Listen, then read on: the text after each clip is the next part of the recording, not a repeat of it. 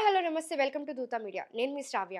Indian premier league జట్టు Punjab Kings సహ యజమాని బాలీవుడ్ ప్రముఖ నటి ప్రీతి జింతా తన జట్టు యాజమాన్య సంస్థలోని ఇతర డైరెక్టర్లపై చట్టపరమైన చర్యలకు ఉపక్రమించారు. KPH dream cricket private limited అయిన పంజాబ్ కింగ్స్ జట్టు యాజమాన్య సంస్థ సహ డైరెక్టర్లు మోహిత్ బర్మన్, నెస్ వాడియాలకు వ్యతిరేకంగా ఆమె చండీగఢ్ కోర్టులో దావా వేశారు. ఏప్రిల్ 21 జరిగిన అసాధారణ సర్వసభ్య సమావేశం చట్టబద్ధతను, ఆ సమావేశంలో తీసుకున్న నిర్ణయాలను ఆమె సవాల్ చేశారు. ఏప్రిల్ 21 జరిగిన ఈజీఎంలో మనీష్ ఖన్నాను కొత్త డైరెక్టర్గా నియమించారు. అయితే ఈ సమావేశ నిర్వహణలో కంపెనీలు చట్టం 2013లోని నిబంధనలను, ఇతర సెక్రటేరియల్ నియమాలను పాటించలేదని ప్రీతి జింతా తన పిటిషన్లో ఆరోపించారు. ఈ సమావేశం గురించి తనకు ఏప్రిల్ 10న ఈమెయిల్ ద్వారా సమాచారం అందినప్పటికీ తాను లేవనెత్తిన అభ్యంతరాలను పట్టించుకోలేదని ఆమె పేర్కొన్నారు. వివాదాస్పద సమావేశానికి ప్రీతి జింతాతో పాటు మరో డైరెక్టర్ కరణ్ పాల్ కూడా హాజరయ్యారు. వీరిద్దరూ మనీష్ ఖన్నా నియామకాన్ని తీవ్రంగా వ్యతిరేకించినట్టు సమాచారం.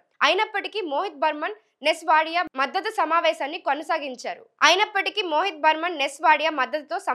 కొనసాగించి ఖన్నా నియామకాన్ని ఖరారు చేశారని ప్రీతి తన ఫిర్యాదులో తెలిపారు.